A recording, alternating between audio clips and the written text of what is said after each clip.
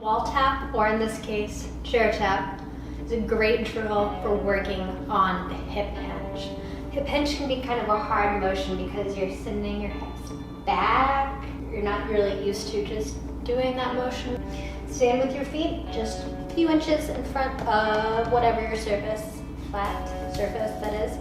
And you're gonna send your butt back. Try to touch it.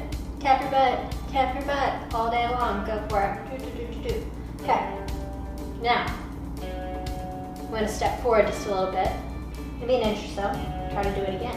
Ooh, see, getting some reach back there. Getting some reach to tap. You can't really bend your knees a lot, or see, you're not ever gonna hit it. You're really gonna have to focus on letting your hips go back, butt back, not down. Now, you see how, as I go back, my shoulders are going forward.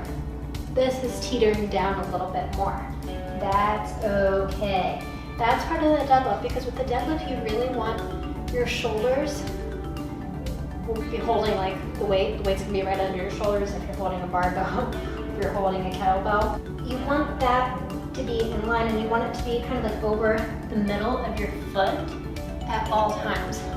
So when I'm like this, see my shoulders are really kind of stacked over my feet.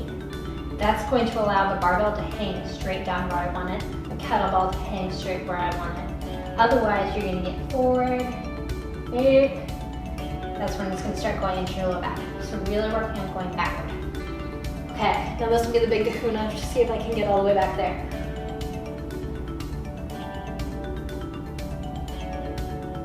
Ah, too far. Play with your limits, figure out what is right for you. That's pretty good for me. It's not a contest, and we're not trying to get the back completely level with the floor. We're not doing a good morning. The back's gonna teeter forward a little bit. I like to think like one of those little water birds from like the 80s. I see like in When Harry Met Sally.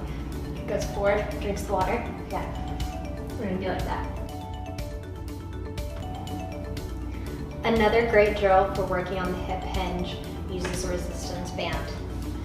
Go to a low anchor point, such as about on the couch, around your hips, right on the crease here, and you're gonna step forward. So there's a lot of tension in the band. See, I'm having to lean forward, like at the ankles, just so that I don't get yanked back.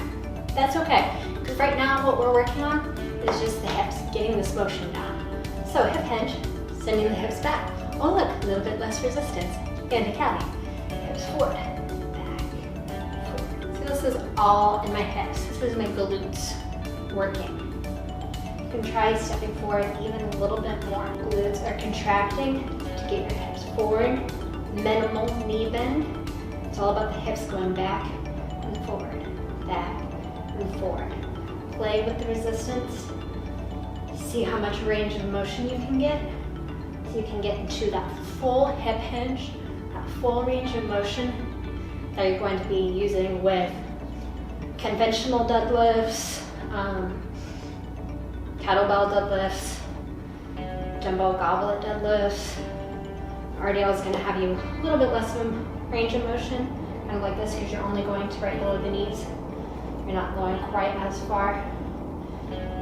It's all that hip hinge, hips back, hips forward, hips back, hips forward.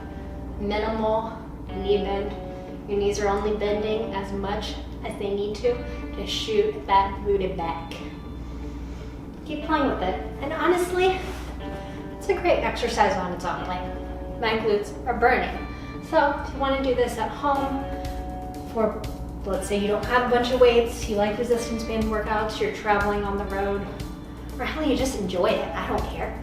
Do it.